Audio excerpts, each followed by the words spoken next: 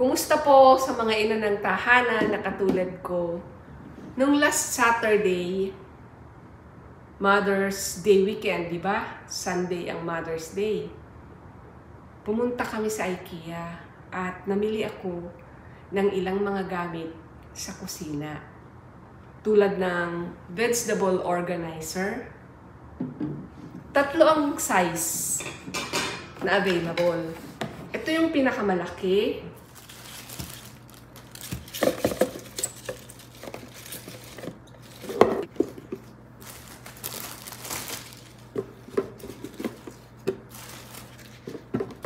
Medium size. And ito ang small size. 3 small size ang binili ko.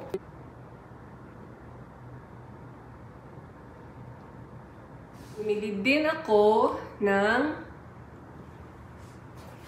isa pang organizer para sa aking pantry.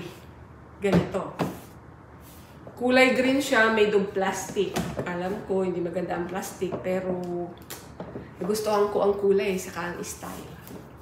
So, 10 piraso ang binili ko, 10 piraso ng ganito. Ito siya. Also, bumili din ako ng wall decor.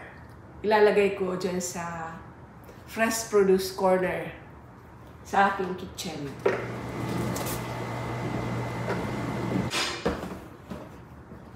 Meron ding candle holder. Made of ano siya? Metal.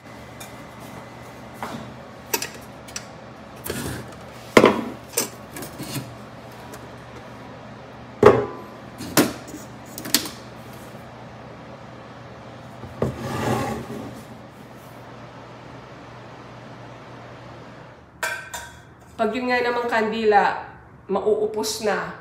Let's say, naiwanan ko na konti na lang, hindi siya basta-basta masusunog kasi metal. Pero hindi siya matalas ang gilid.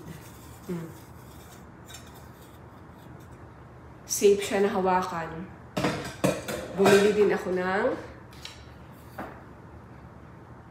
pang-mash ng potato. Kasi ever since, wala pa akong ganito eh.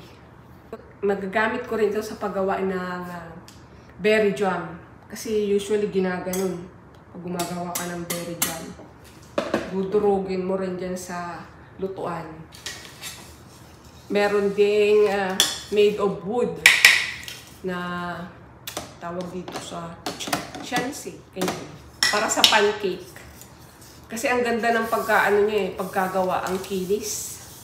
Makinis siya. Tapos, magaan. Tapos yung kanyang angle at saka yung dulo dito manipis at ang ganda ng angle. Swak na swak marahil ito pag magbabaliktad ng pancake.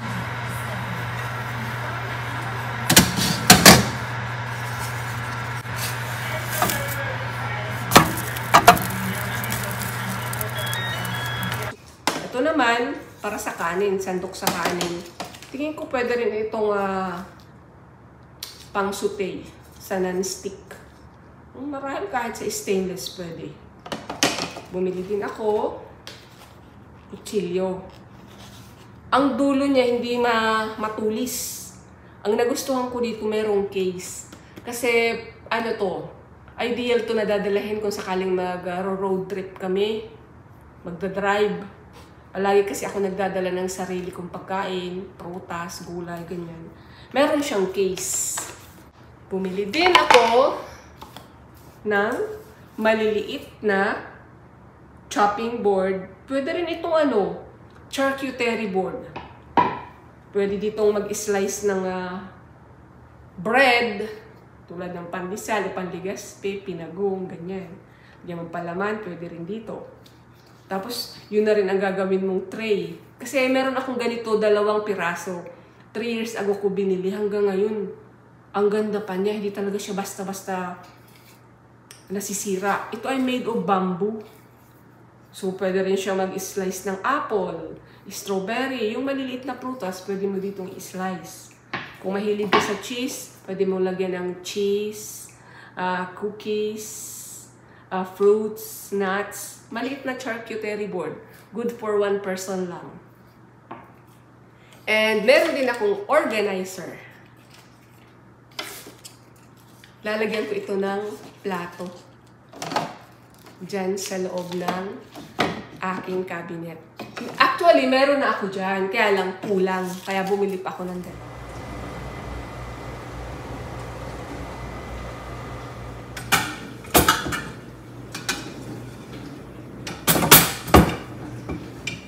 Itong organizer na ito, pwede mo rin siyang lagyan ng chopping board.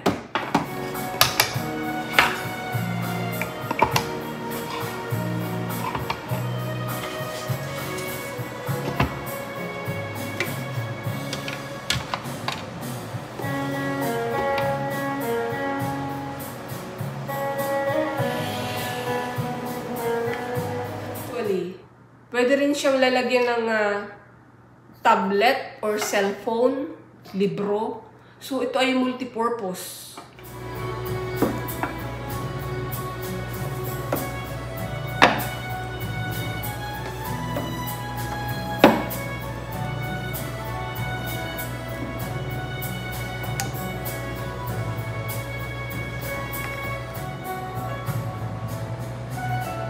Hindi lang pala ito pang kitchen. Pwede rin pala itong pang office table or study table. Pwede siya. Nagano. What else? Meron din akong biniling 6 na piraso ng placemat.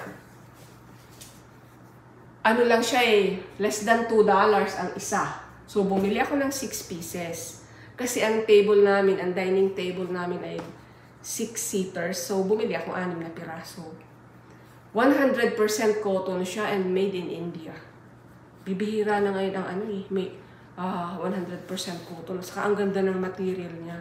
Ang ganda ng kulay. Ang ganda ng pagkagawa. Kaya, binili ko. After na nag-vlog ako ng IKEA haul, na-realize ko, multi-purpose talaga itong plate holder. Aside from pwede siyang book organizer, pwede ko rin siyang gawing placemat holder. Kaya ni-roll ko itong placemat at ilalagay ko din siya dito sa plate holder na ito.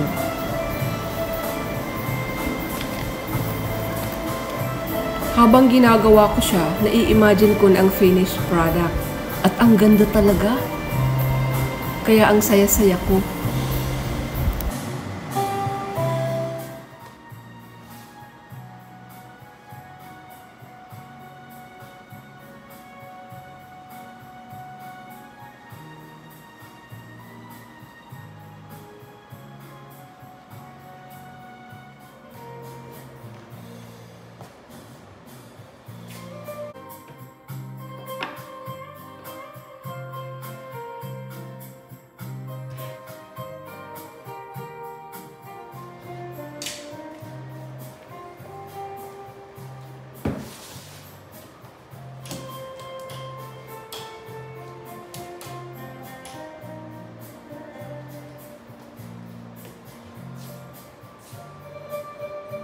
And meron pang isa. Itong blanket. Nung mga nakaraang semana kasi, bumisita dito yung panganay kong anak. Nag-spend siya ng ilang araw. And then, nagustuhan niya yung blanket na nakakover doon sa kanyang bed. Sabi niya, Mami, saan mo binili itong blanket na ito kasi ang ganda.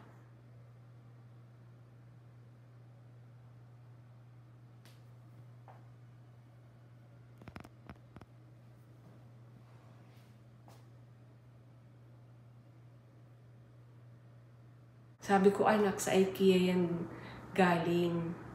Kaya nung nakita ko ito nung Sabado, available pa pala siya. Parang 3 years ago ko na yung nabili.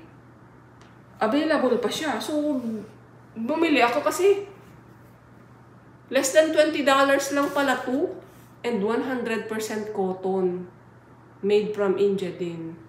So, binili ko na siya. Ang kaso, yung dating kulay na kulay blue, katulad nung una kong nabili, wala nang ganong kulay. Green na ganito na lang at saka pumpkin yellow. Maganda rin yung pumpkin yellow. Sana nga dalawa na ang binili ko eh.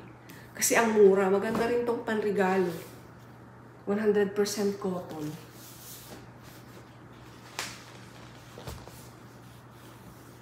Sana po nag-enjoy kayo sa i-share ko sa aking mga nabili ng Mother's Day weekend sa IKEA.